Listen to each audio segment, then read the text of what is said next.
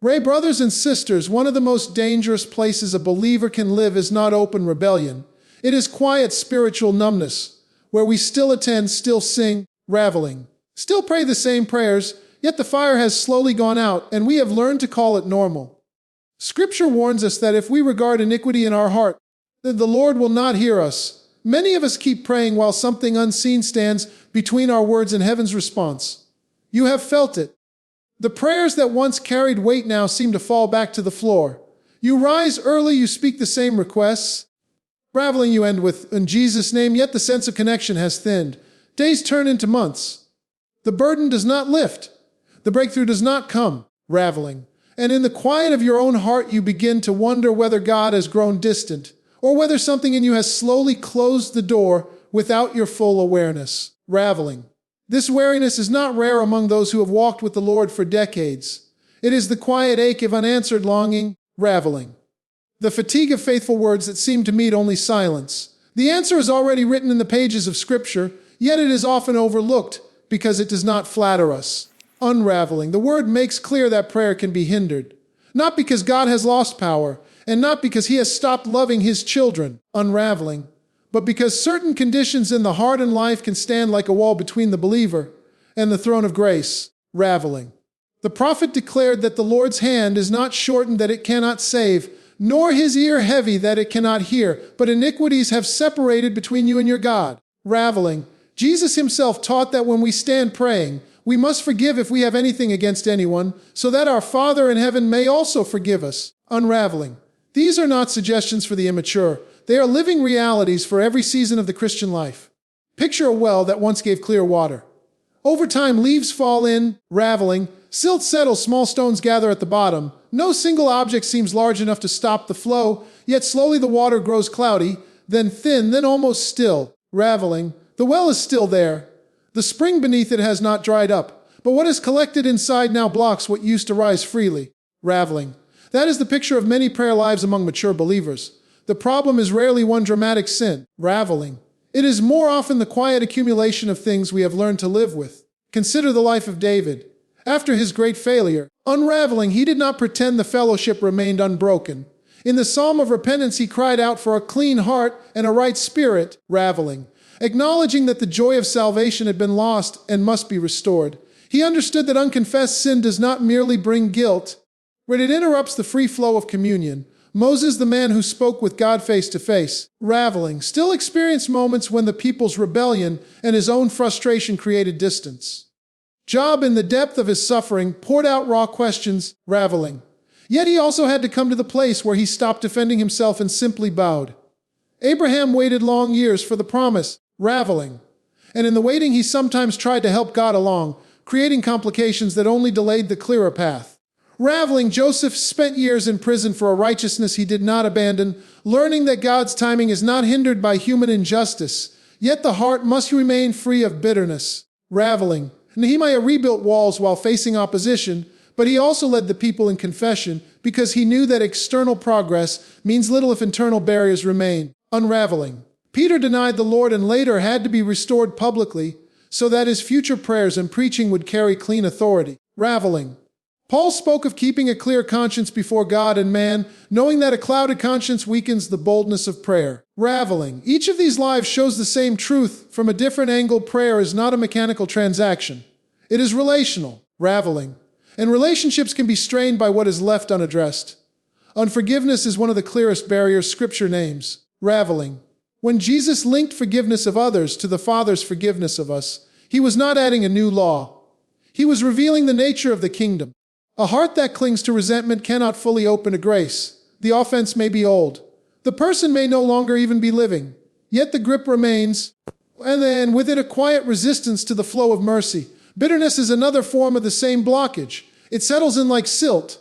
It justifies itself with memories of real wrongs. Unraveling. Over time it becomes so familiar that we no longer notice how it has changed the taste of our prayers. Wrong motives also hinder. Raveling. James wrote that we ask and do not receive because we ask amiss, that we may spend it on our pleasures. The request itself may sound spiritual, raveling. Yet underneath lies a desire for comfort, recognition, or control rather than for the will of God. Doubt is another quiet thief. Not the honest questioning that seeks light, raveling. But the settled unbelief that has already decided God will not act, when the heart has concluded that the answer is no before the prayer is finished, the words become empty form, raveling.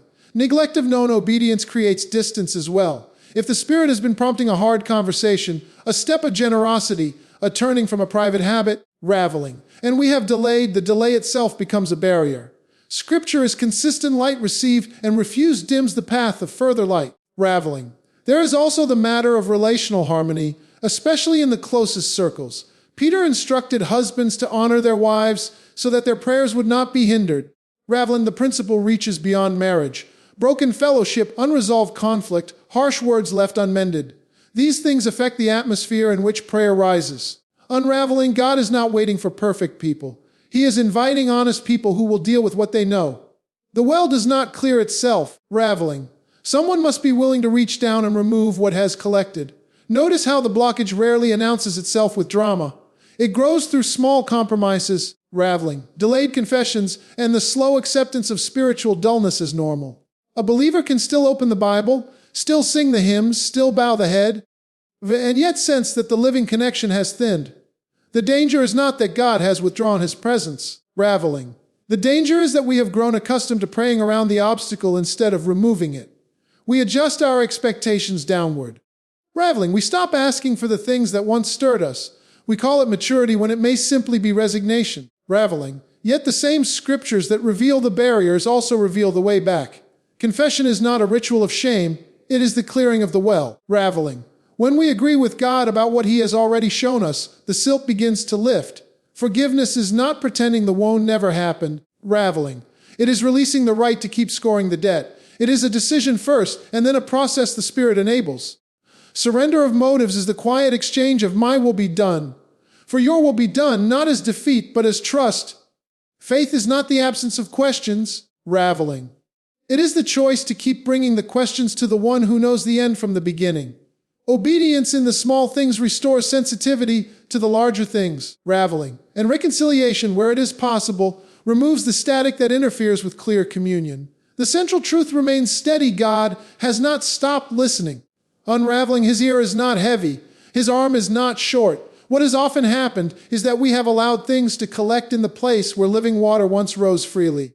The invitation is not to try harder at prayer. The invitation is to let the Spirit search the well.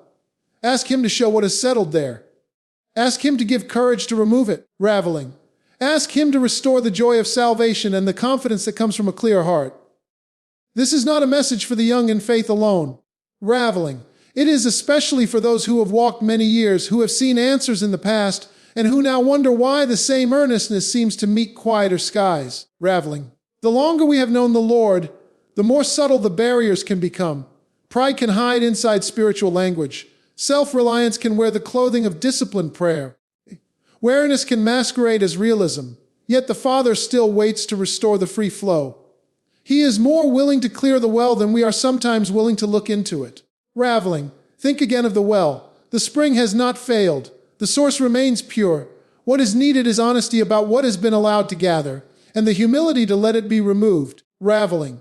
Some of you have been praying for a family member for years. Some have been asking for healing, for provision, for direction, for the return of a prodigal, raveling. The length of the request is not the problem. The condition of the heart that brings the request may be. When the barrier is addressed, raveling, the same prayer that felt heavy can begin to rise with new freedom.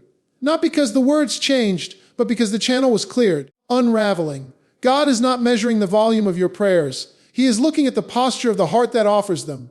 A broken and contrite heart he will not despise. That is not poetry, raveling. It is promise. The way back is not complicated, though it is rarely easy.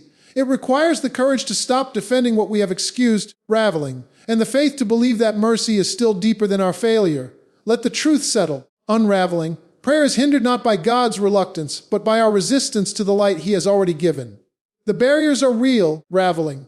Yet none of them is stronger than the blood of Jesus and the patience of the Father. What has been blocked can be opened again. What has grown dull can be made sensitive once more. The well can give clear water again. Now bring this into the life you are actually living. Unraveling. Perhaps the barrier is an old offense you have rehearsed so many times it feels like part of your story. Release it. not because the other person deserves it, unraveling, but because you need the freedom more than you need the grievance. Perhaps it is a private compromise you have labeled, just the way I am. Bring it into the light. Raveling, the Spirit does not convict to crush, He convicts to restore. Perhaps it is the slow drift into self-sufficiency, where prayer has become a last resort rather than a first response. Turn again. The Father is not waiting for polished words. He is waiting for an honest heart. In marriage, raveling. In family relationships, in the quiet battles of aging and health, the same principle holds. Deal with what you know. Trust God with what you do not yet understand. Unraveling. Keep the channel clear. Let us pray together. Father, we come before you without pretense.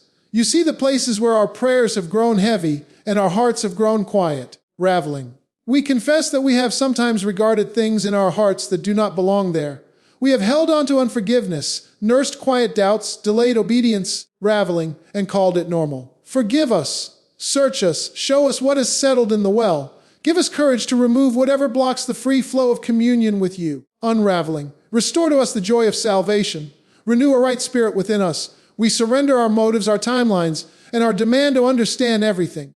We choose to forgive as we have been forgiven. We choose to trust when we cannot yet see.